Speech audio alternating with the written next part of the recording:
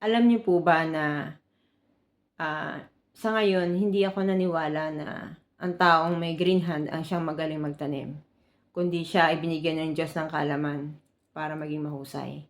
Kaya tayong lahat ay pwedeng maging mahusay. Manalig lang tayo sa Diyos. Hindi naman po ako ganong kabuting tao, pero sinasabi ko sa inyo, mahal kayo ng Diyos, mahal tayo ng Diyos. Kapag tayo ay nanampalataya lang sa Kanya. Ang isang ihahalong tulad ko sa inyo ay ang pagtatanim ng lemongrass sa bansa na hindi natin pinagmulan, dito sa Israel. Dati sabi ko, gusto ko magtanim sa Israel ng lemongrass kasi masarap siyang ihalo sa pagkain. Ang problema, saan ako kukuha ng lemongrass? Nagkataon na nagbukas ang Asian store tayo. At doon nakakita ako ng isang lemongrass na may ugat. Itinanim ko yon pero hindi naging successful.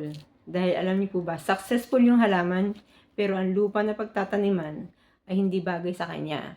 Ang lupang nakuha ko is acidic. Kumbaga yung lugar na yun ay pumupupo doon ng mga pusa at aso kaya hindi siya maganda.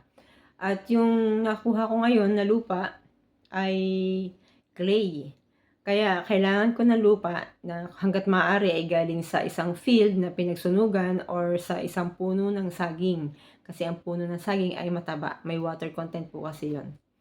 At kailangan, ang gusto ni lemongrass ay mainit ang kanyang pagtataniman at ang lupa ay buhaghag at medyo rocky. Kumbaga yung mabuha-buhangin. Imimix mo siya. Kung pwede nga lang sana kung makakatagpo tayo ng carbonized rice hull or CRH, yung pinagsunugan ng palay or kahit ng trigo. Yun ang pinaka-the best na magagamit. Paano ako, yung una po kasi diba nag-vlog na ako na tinanim ko yung lemongrass, hindi naging successful. Ito naman po, papakita ko sa inyo ay magsusubok ako ulit sa susunod. Pero itong papakita ko sa inyo ay nakapagpatubo na ulit ako ng lemongrass sa pamamagitan lang sa loob ng isang plastic na nakulob. Anyway, bago ko ipakita yan, please click like, subscribe, and click the notification bell para marami kayong matutunan. At masubaybayan nyo ang aming totoong buhay dito sa Israel. Please watch this.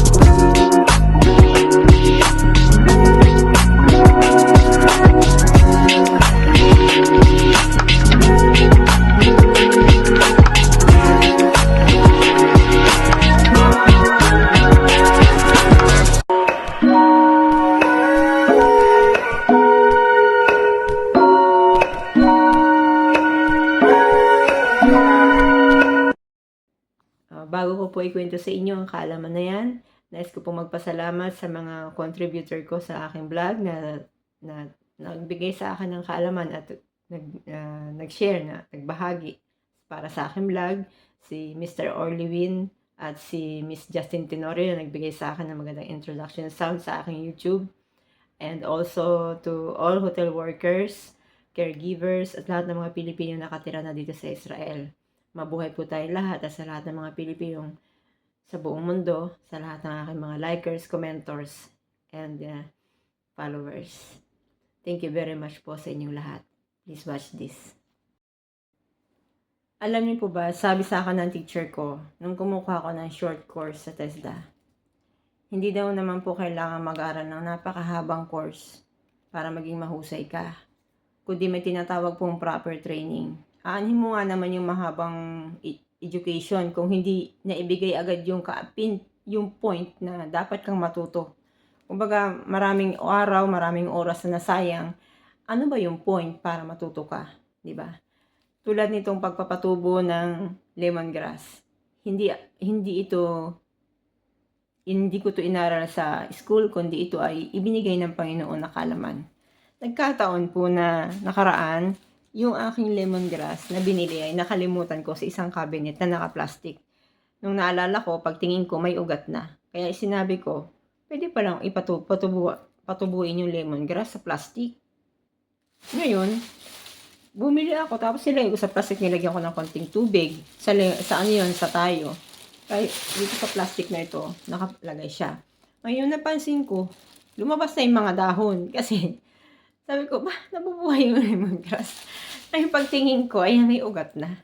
May ugat na kasi basa yung loob ng plastic at dahil doon, merong water content sa loob tapos nakakulog siya.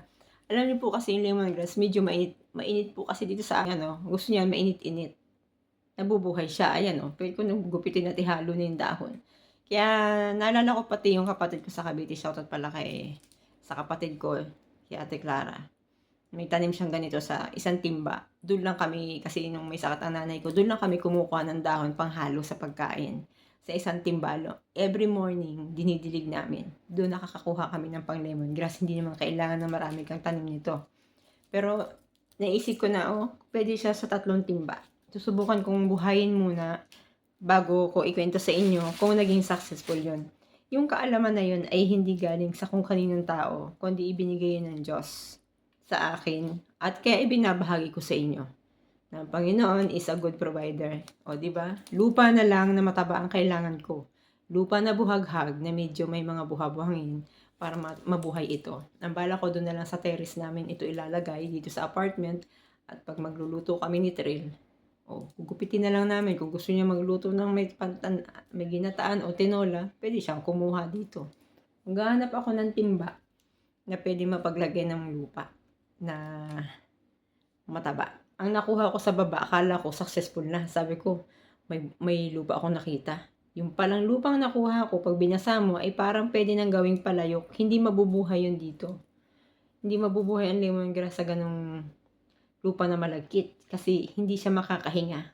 Ang ugat kasi kailangan nakakahinga. Parang tao din. Ganon din ang halaman. Okay? Thank you for watching. Bye-bye.